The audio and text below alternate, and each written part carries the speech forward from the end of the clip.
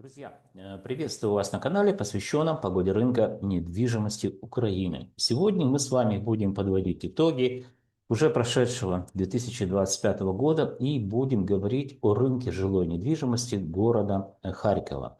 Традиционно поговорим не просто о недвижимости, а рассмотрим процессы длиною в 1 месяц. И это колебательный процесс, еще не называется флуктуацией. Будем сравнивать ноябрь с декабрем месяцем. И посмотрим, что же произошло за год. То есть это тенденции называются. Длиной 12 месяцев. Ну, с цифрами посмотрим по классам рынка недвижимости, по сегментам, будем о первичном рынке говорить, о вторичном. В общем, все как всегда, друзья. И в конце видео я сделаю краткосрочные прогнозы до конца первого квартала уже 2026 года. Естественно, будем говорить о том, что, возможно, произойдет с недвижимостью города Харькова. Друзья, смотрим подготовленный мною материал, как я люблю говорить, через призму времени и цифр. Попробуем совместно с вами разобраться с процессами, которые я наблюдал на рынке жилой недвижимости города Харькова, благодаря статистическим данным, которые мне любезно предоставляет компания Олимп Консалтинг. Итак, перед вами карта северо-восточного региона, куда входят 4 крупных областных города-центра. Сегодня мы говорим о городе Харькове. На следующей неделе уже запишу полный обзор по всему региону. Итак, город Харьков видим на карте. Также видим легенду карты. Это основные, в общем-то, параметры, которые характеризуют состояние рынка недвижимости на конец 2025 года, то есть на конец декабря. Давайте по цифрам пройдемся. Количество предложений, друзья, 38 тысяч – это первичный и вторичный рынок, что на 1,3% меньше, чем это было в ноябре месяце. Да, по поводу населения, друзья, до войны в городе Харькове проживало почти полмиллиона, 1 миллион 419 тысяч, это официальная статистика. Сейчас я предполагаю, что живет, наверное, около миллиона, то есть в связи с войной. Кто из харьковчан меня смотрит, напишите, мне просто интересно понимать, действительно ли с Харькова уезжают люди. Так как мы будем сейчас говорить с цифрами о рынке недвижимости, недвижимость растет с какого-то перепуга. Ну, потом поговорим, с какого перепуга в конце уже видео. Итак, по поводу населения, напишите, пожалуйста. Я предполагаю, что все-таки порядка, наверное, ну, миллиона, может быть, 900 тысяч осталось людей, которые проживают в городе Харьков. Возможно, я ошибаюсь. Дальше, друзья, социальное жилье. Будем говорить только в процентном соотношении, что произошло. Рост за месяц 0,87%. Социальное жилье, напомню вам, это вторичный рынок, и большая часть недвижимости, которая эксплуатируется в городе Харькове и также по всей Украине, это именно социальное жилье. То есть период постройки данного жилья – это как раз Советский Союз. Ну, кто помнит, кто возраста постарше, да, тот помнит, кто молодой, мне пишет, что о каких-то хрущобах вы нам пишете, там только свиньи живут. Ну, те, которые мне пишут подобные глупости, друзья, я понимаю, что вы молодые, наверное. Так вот, большая часть, еще раз повторюсь, жителей Украины живет именно в этом жилье. Ну, так сложилось, что за современную историю Украины построили всего лишь там порядка 16% от общего количества недвижимости жилой, которая эксплуатируется. Вот так бывает, друзья. Итак, проходим также социальное жилье. Это аренда уже одно-двух-трехкомнатной квартиры подорожала на 1,35% за последний квартал. То есть сравниваем третий квартал с четвертым кварталом. То есть очевидный рост. Переходим к эконом-комфорт бизнес-класс. Это также вторичный рынок, друзья. Вот здесь впервые вам скажу, ну, кто следит за моими публикациями, наверное, тоже отметят. Впервые за год, прошедший 2025 год, мы увидели, как вторичный рынок, класс эконом-комфорт бизнес, это 3 класса попали, показал нам динамику снижения. такую себе почти 1%, минус 0,83%. До этого, друзья, 11 месяцев мы видели рост вот такой же, как по социальному жилью. Понятно, что социальное жилье самое дешевое, поэтому, возможно, люди фантазируют еще там, что стоимость его должна расти, а вот уже комфорт бизнес-класс, здесь мы очевидно начинаем наблюдать, как снижается стоимость квадратного метра. Хотя это только всего лишь первый месяц, возможно, это только колебательные процессы. Первичный рынок квартиры эконом-класс, друзья, также показали нам динамику снижения на 1,77%. Почти на 2%, друзья. Первичный рынок комфорт бизнес-класс показывает положительную динамику, то есть динамику роста. Ну, кто-то мне написал, из моих, у меня шумно смотрит, зрителей, положительная динамика роста, это говорит как? То есть она положительная, это понятно, что рост. Да, но великий, могучий, это сказать, русский язык. Поэтому динамика положительная, то есть стоимость растет на 0,55%. Первичный рынок элитный класс, здесь мы видим снижение минус 0,77%. Обратите внимание, друзья, что из всех сегментов, то есть первичный рынок и вторичный, на вторичном рынке подешевела недвижимость, эконом-комфорт, бизнес-класс впервые за 11 месяцев. А на первичном рынке аж два класса подешевели. Это эконом-класс и элитный класс. Также хочу обратить ваше внимание и напомнить очередной раз, я занимаюсь исследованиями научными и применяю в своих исследованиях научную, естественно, методологию. Метод статистического анализа. Я с вами говорю о рынке недвижимости именно через призму статистических данных. Вы это видите, да?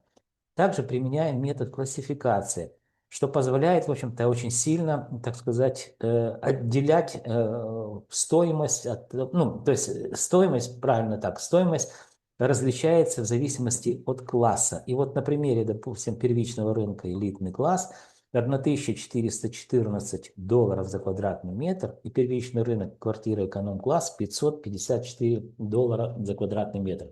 То есть, почти в 3 раза разница, чувствуете, да? И также первичный рынок, друзья, это квартиры, которые не сданы в эксплуатацию. Пожалуйста, не путайте вот эти дефиниции. Вторичный рынок там, где живут люди, а первичный рынок это всего лишь только инвестиционные проекты, которые не факт, что будут сданы вообще в эксплуатацию. Переходим к следующему слайду.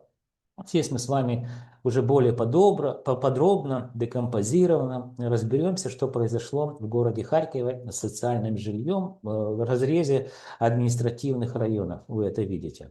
Ну вот с какого-то перепугу, последний, так сказать, 12 месяц нам показал какой-то неадекватный, как я считаю, рост стоимости социального жилья. Это вторичный рынок. И больше всего подорожала недвижимость, кто бы мог подумать, в индустриальном районе. Но это одна из недорогих районов, хотя он такой достаточно длинный, плюс 0,92% видим, да. И меньше всего по Салтовский, надо же, Салтовский район, это бывший московский, подорожал на 0,93%. И меньше всего подорожала недвижимость у нас в Шевченковском районе, плюс 0,73%. По-моему, так, да. Шевченковский наименьше всего подорожало, наибольше всего в Салтовском районе. Переходим к следующему слайду. Здесь мы поговорим, что произошло с недвижимостью на протяжении 4 лет войны, еще не 4 года, да, будет у нас 24 февраля ровно 4 года. Слайд появился благодаря вам, мои подписчики. Вы меня просили, Андрей, покажи, что же произошло с начала войны с недвижимостью города Харькова. На примере социального жилья я вот такой вам показываю график-рисунок. То есть это уникальный контент, друзья, вы вряд ли где-то на просторах интернета найдете подобную информацию. Итак, поквартальное исследование. Март 2022 год, помню, война началась в феврале, 24 февраля. 682 доллара за квадратный метр, класс социальное жилье, вторичный рынок. Первый год войны снижение было порядка, наверное, 8%. Второй год мы видели такое плато, то есть практически ничего не происходило с недвижимостью, а были значит, моменты, когда она даже незначительно вырастала в своей стоимости.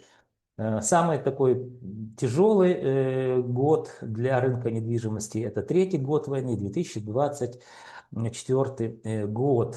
Порядка, по-моему, 13% подешевела недвижимость, причем по всем сегментам.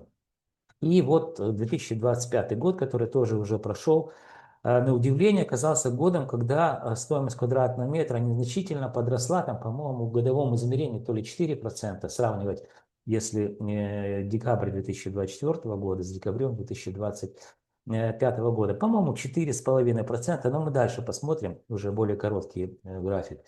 С чем это, друзья, связано? Я не могу сказать, с чем это связано. Я даже себе представить не могу, как в городе, который медленно умирает, ну, это не фигура речи, да, это действительно так, без света, без воды. Я просто знаю, что происходит в Киеве. Ну, как можно выжить в этих каменных мешках? Это нереально. И при всем при этом стоимость недвижимости незначительно, но показала динамику роста. Но напишите, у кого какие есть соображения. Говорят, что это вроде как деньги за убитых, так сказать, украинцев на фронте выдает государство, и вот покупается недвижимость. Я очень слабо в это верю, судя по тому, что гарант Конституции сказал, что там сколько, 33 тысячи погибло, да, то вряд ли эти 33 тысячи разогреют рынок недвижимости, да. А если вот это миллион людей погиб, то тут возможно, да, локально в каких-то городах и может наблюдаться разогрев рынка при условии, если эти деньги, которые выдают погибшим, там что-то большая сумма, то ли 15 миллионов, действительно большая сумма, если действительно эти деньги выдают. Второй вариант, который наиболее часто слышу, это упыри, ТЦКшники, которые, так сказать, неплохо зарабатывают на том, что вылавливают людей, что они вроде бы как тоже являются на сегодняшний день активными участниками рынка. Но я опять в это не верю в силу того, что всего у нас 150 тысяч, это 50 тысяч ТЦКшников и 100 тысяч милиционеров. Итого 150 тысяч в целом по Украине. Я не думаю, что вот данные головорезы, неграмотные, так сказать, ну, не хочется ругаться, в общем-то, люди могут разогреть рынок недвижимости в силу того, что они где-то, да, каждый, наверное, чуть-чуть там себе приворовывает, но я не думаю, что прямо они уж сказочно разбогатели на войне. Хотя, может быть, не прав. Напишите, что об этом думаете. Ну и третья версия — это программа EOSEL. Я тоже вам показал в предыдущем видео, и в этом покажу. Она на самом деле, друзья, не работает. 16 тысяч объектов жилой недвижимости, по-простому квартир, было сдано в эксплуатацию и, в общем-то, купили люди. Всего лишь 16 тысяч за 4 года войны. В стране, где живет на сегодняшний день, по моим подсчетам, 25 миллионов. То есть это капля в море. Итак, напишите ваше мнение. А подводя итоги, мы видим, что вот здесь внизу экселевские данные, они уже так посчитаны, чтобы вы себя не мучили. Сколько же за 3, ну, за 4 года снижение на рынке жилой недвижимости, видите, минус 12,90%, но почти на 13% все-таки за 4 года мы видим отрицательную динамику снижения роста. Если говорить последний год, да, динамика роста 4%, если за весь период войны, то динамика роста, снижения 13%. Переходим к следующему слайду. Здесь очень кратко мы поговорим о аренде, которая, в общем-то, растет. Внизу вот эта табличка такая, давайте я проговорю. За квартал сравниваем, вы видите здесь сентябрь с декабрем, то есть третий квартал с четвертым кварталом, рост на 1,35% аренда выросла. Но, возможно, это похоже на правду, невозможно, это похоже на правду. Я как бы отслеживаю по предложениям, действительно аренда растет, причем во всех больших городах, миллионниках, областных центрах. Это правда. Переходим к следующему слайду. Здесь очень так быстро пройдемся по основным параметрам. Это у нас эконом-комфорт, бизнес-класс, также вторичный рынок. Здесь, как я уже говорил, впервые за 11 месяцев или за 12, да, уже подешевел этот сегмент рынка, эти классы на 0,83%. Ну, практически на 1%. Также можете посмотреть в абсолютных цифрах, сколько это стоит, и в процентном соотношении, как снижалась стоимость квадратного метра по административным районам. А следующий слайд – это первичный рынок. Он также подешевел почти на 2%. Первичный рынок эконом-класс. Можете посмотреть в абсолютных цифрах стоимость квадратного метра, ну и снижение в процентном соотношении за месяц. То есть достаточно сильно за месяц показала нам динамику отрицательную или же снижение. Следующий слайд. Здесь мы говорим о первичном рынке комфорт бизнес-класс. Здесь незначительная динамика роста, плюс 0,55%, ну, полпроцента в месяц на протяжении, в общем-то, 12 месяцев. Это уже неплохая получается цифра, да, роста. Также можете посмотреть в абсолютных цифрах стоимость квадратного метра первичного рынка данных классов и рост в процентном соотношении. Ну и последний, так сказать, слайд, который нам показывает колебательные, так сказать, вот эти процессы длиной в 1 месяц. Это первичный рынок, элитный класс. Обратите внимание, что осталось всего лишь 2 административных района, в которых строятся квартиры данного класса. И то, насколько они сильно отличаются в зависимости от локации. Шевченковский, да, ну это центральная часть города, и Киевский центральная часть города. Видим, что Киевский гораздо дороже, чем Шевченковский, хотя квартиры одного и того же элитного класса. Видим снижение стоимости в целом по городу, минус 0,77% квартиры данного класса. Напомню вам это еще раз, первичный рынок. Ну и следующий слайд, здесь исследование длиной 1 год, как я вам говорил, это традиционный слайд, который я на протяжении многих лет готовлю в своих обзорах. Сравниваем декабрь 2024 год на примере класса социальное жилье. $563 за квадратный метр.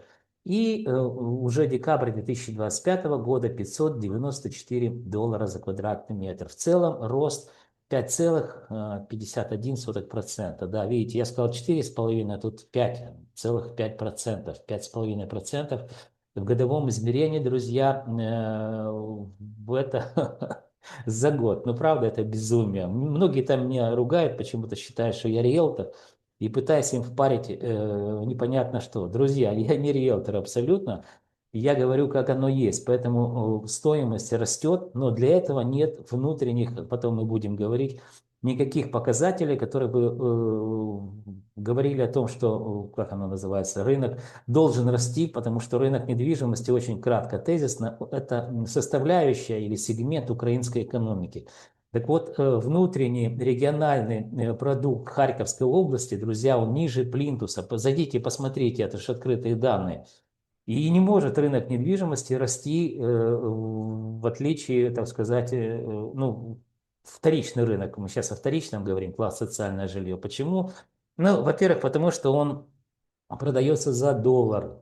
Вот кто бы мне что бы ни говорил, друзья, что там государственные программы разогревают рынок, там действительно государство не дает доллара, а дает компенсацию в виде гривны.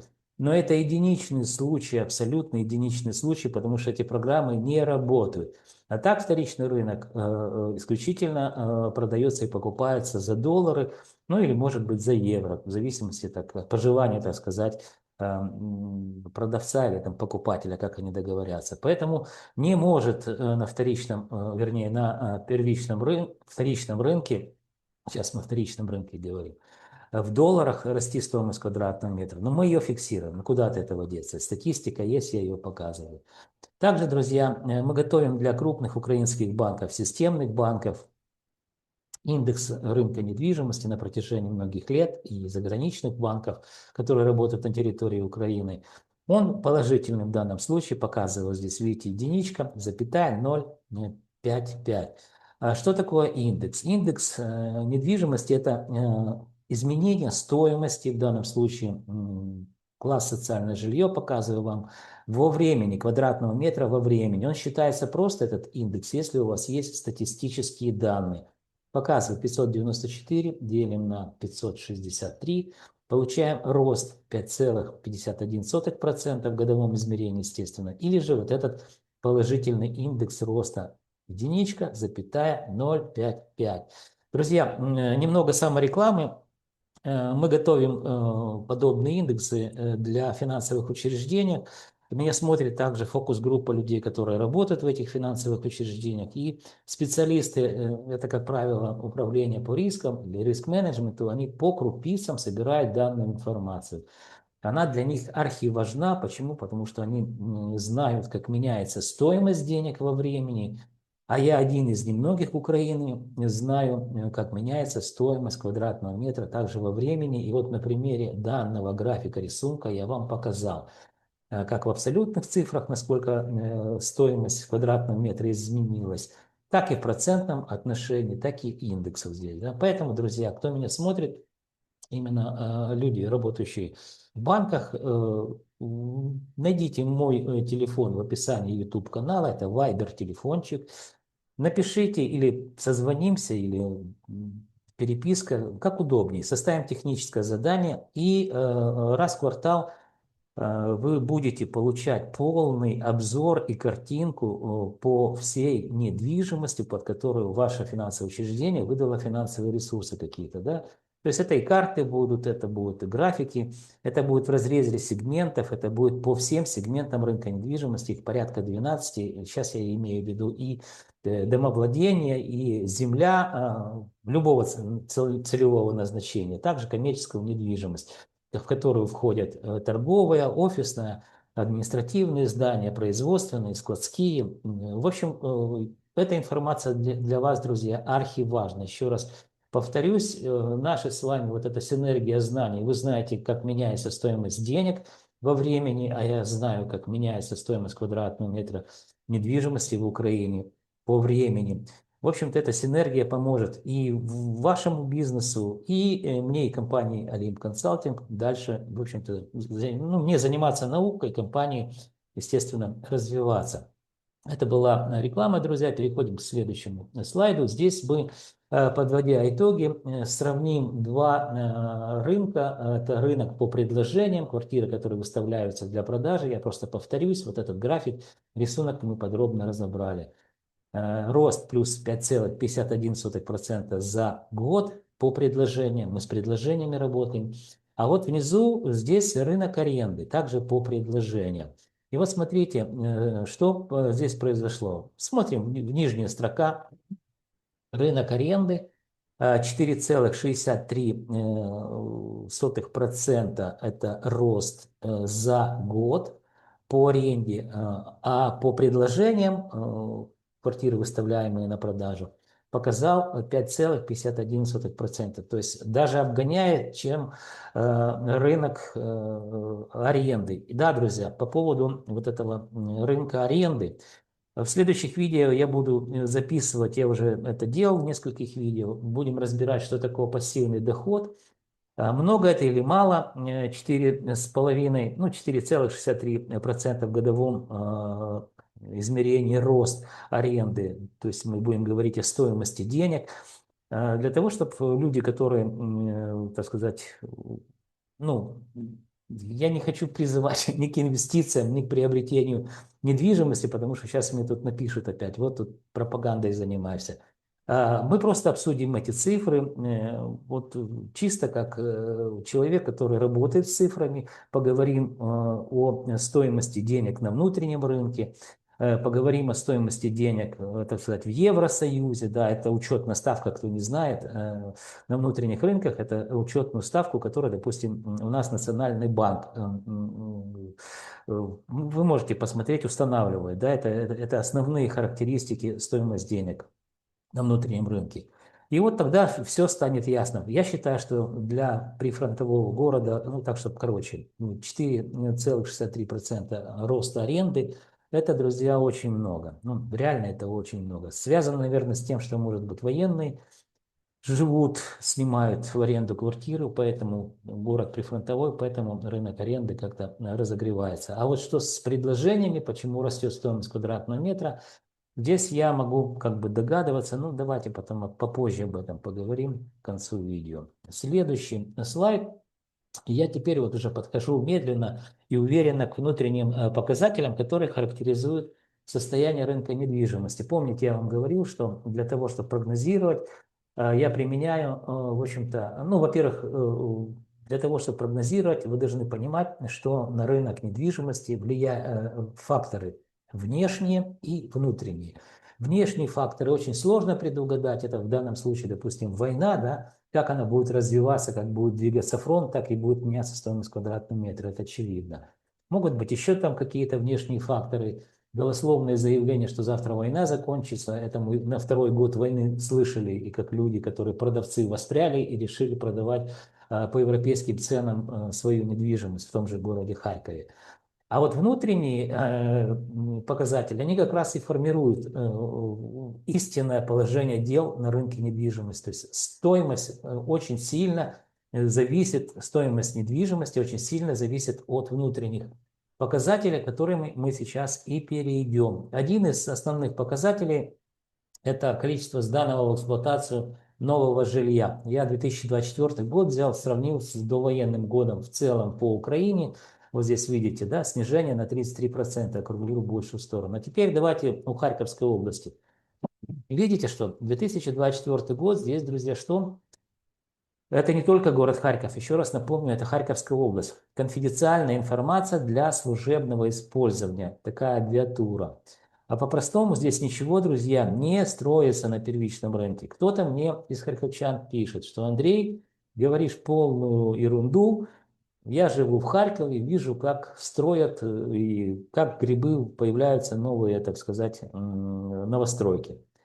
Напишите, друзья, кто в Харькове живет, соответствует ли это действительности. Нет, они как грибы-то могут появляться, новые новостройки, только они никогда не будут сданы. Мы сейчас говорим о первичном рынке, который, в общем-то, ну, показывает строительную отрасль. И в 2024 году, извините, нифига ничего не было сдано в эксплуатацию. Может, они там что-то и строят и никогда не построят. Тут же главное денег собрать.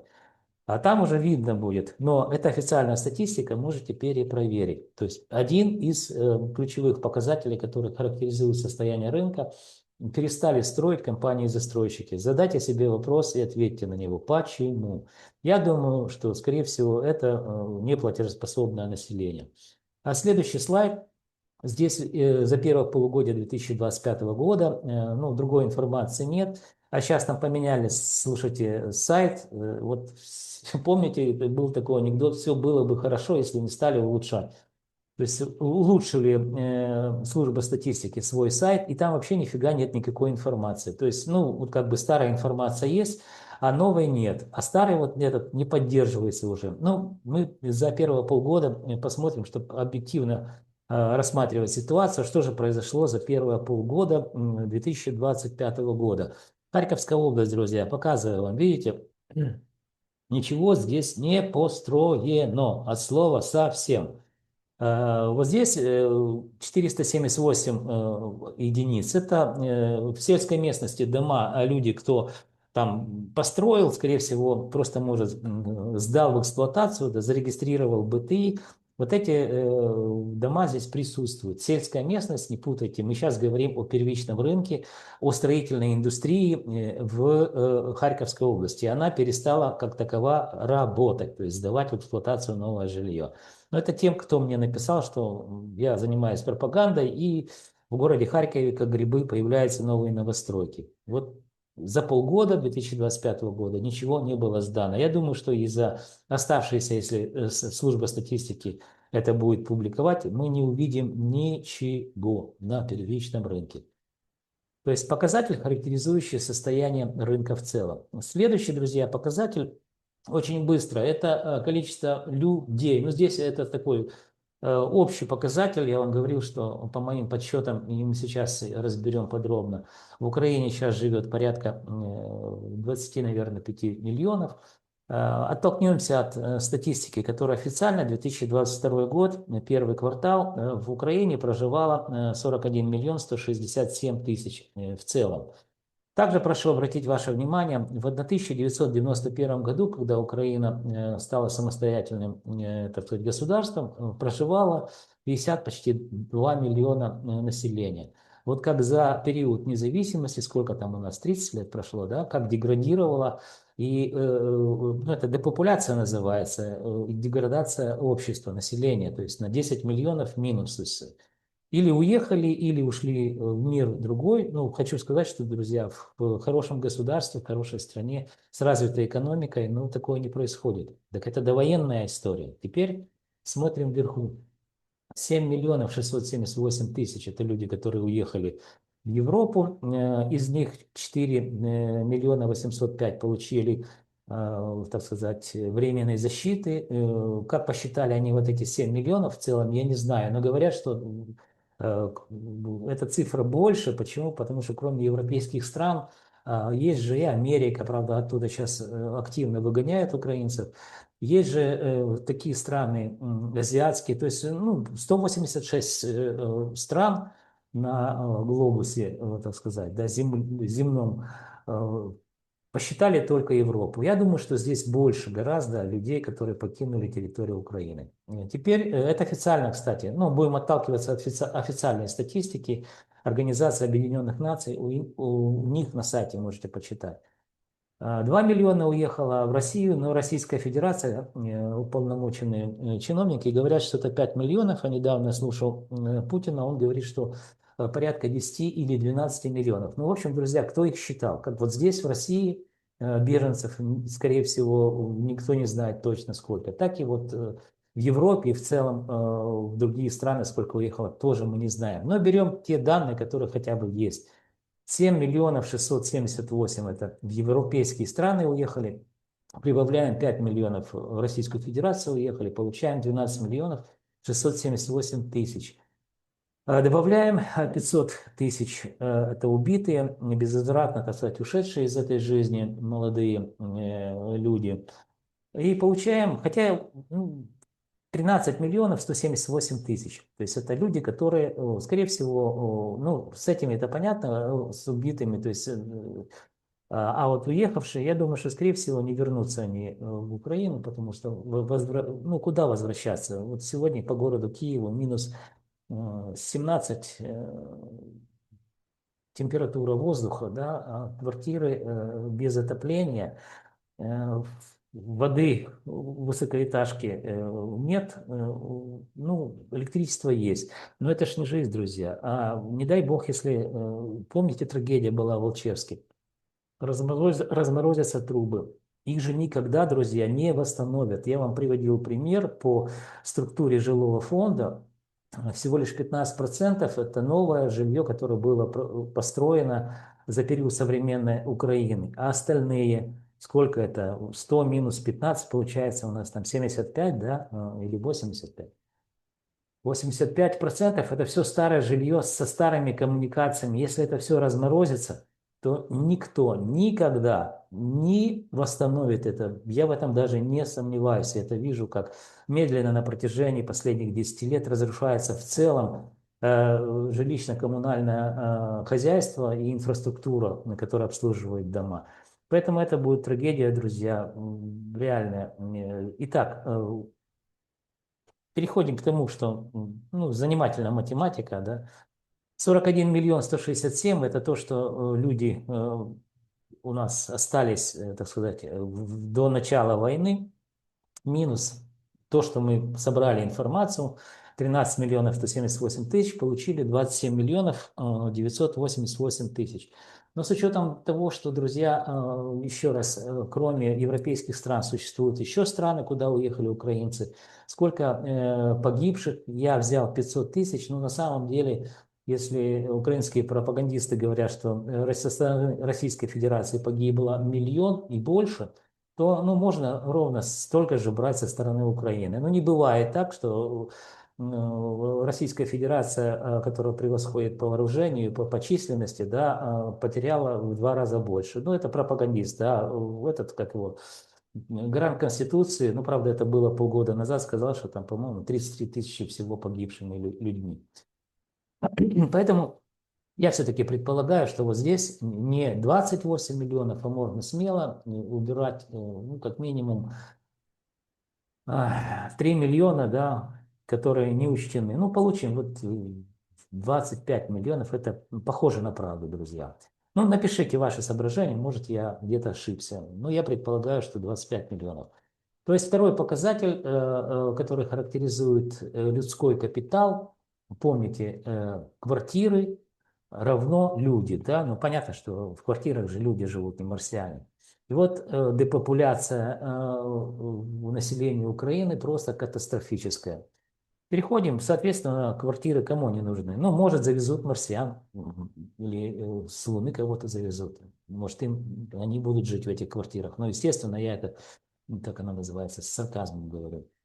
Следующий слайд. Здесь я очень кратко уже говорил. EOSELA, это же такая программа за 4 года. Ну вот здесь я читать не буду. Было выдано, вот здесь, если вы посмотрите, тут они даже разбили, сколько педагогов, медиков, ветеранов, ученых получили квартиры по данной программе. Да? Всего 16 тысяч.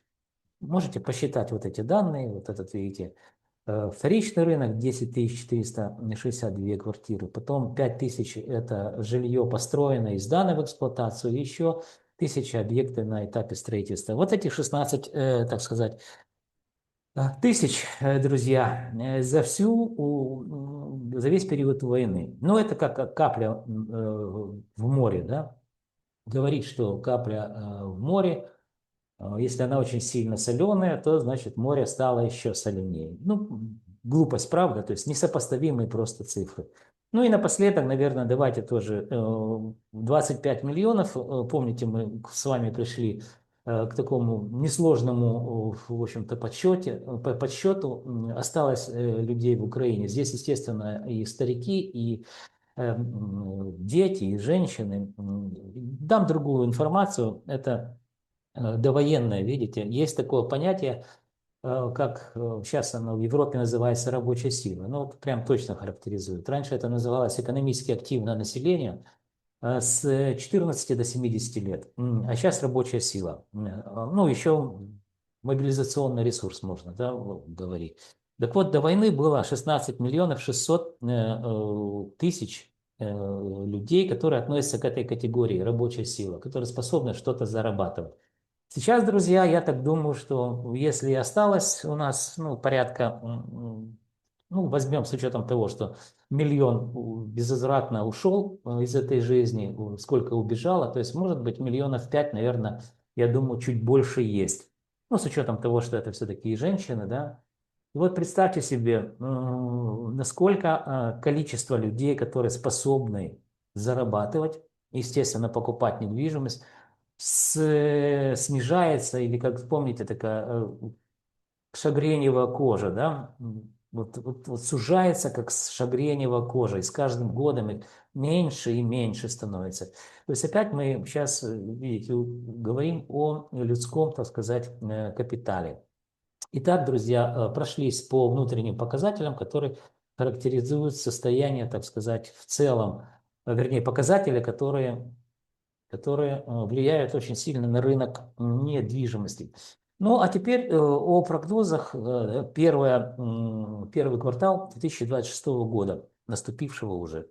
Я предполагаю, что все-таки, помните, там 5% у нас рост в годовом измерении. Когда мы будем сравнивать март 2025 года с мартом 2026 года, акцентирую на этом внимание, то есть мы по году сравниваем квартал с кварталом, то увидим уже не 5%, я думаю, что 2% роста. Почему? Потому что вот эти все последние события, ну и впервые за 12 месяцев мы увидели, что из большинства, так сказать, классов снижается стоимость квадратного метра как на первичном, так и на вторичном рынке. Поэтому я так думаю, что каждый месяц минус по 1%. В итоге мы увидим где-то, ну, сравнивая еще раз март 2025 года с мартом 2026 года, возможно, рост всего лишь плюс 2%. И весь оставшийся год, я просто не сомневаюсь, друзья, ну, вот видите, вот ошибся в 2025 году, но это мои предположения всего лишь. 2026 год, друзья, я не сомневаюсь, что будет снижение стоимости квадратного метра, особенно в городе Харькове. Посмотрите, что происходит в целом по линии фронта. Я не военный эксперт, но смотрю все, и украинские, и русские, и американцы, и финны дают информацию. Там, сейчас можно, благодаря интернету, можно найти все, что угодно. И какое-то независимое свое мнение или понимание, что происходит на фронте, можно, в общем-то, где-то как-то там понимать, где же та средина, да. Ну, все же очень плохо. А тем более мы говорим сейчас о северо-восточной части Украины, то есть это Харьков, это Суммы, это Чернигов. Вот скоро там что-то начнется ужасное тоже. Поэтому, друзья, будем, так сказать, поживем, увидим. До конца первого квартала осталось немного. Запишу такое же видео. Если ошибся, ну, признаю, скажу, что да, мои прогнозы, так сказать, или предположения были ошибочными. С чем это связано, не объясню, потому что я не могу это объяснить. Реально я это не могу объяснить. Но посмотрим, да. Друзья, пришло время прощаться для того, чтобы вы знали, что происходит с рынком недвижимости Украины. Вам необходимо что сделать? Правильно, друзья, подписаться на мой канал. Вы также можете лайки, дизлайки ставить видео, а еще вы должны помнить, что я ваш скромный слуга и компания Олимп Консалтинг готовим для вас ежемесячные обзоры рынка недвижимости, которые, я уверен, станут для вас компасом, ну или как минимум картой, путеводной, конечно, в каменных джунглях рынка недвижимости. Друзья, до встречи в следующих моих видеороликах.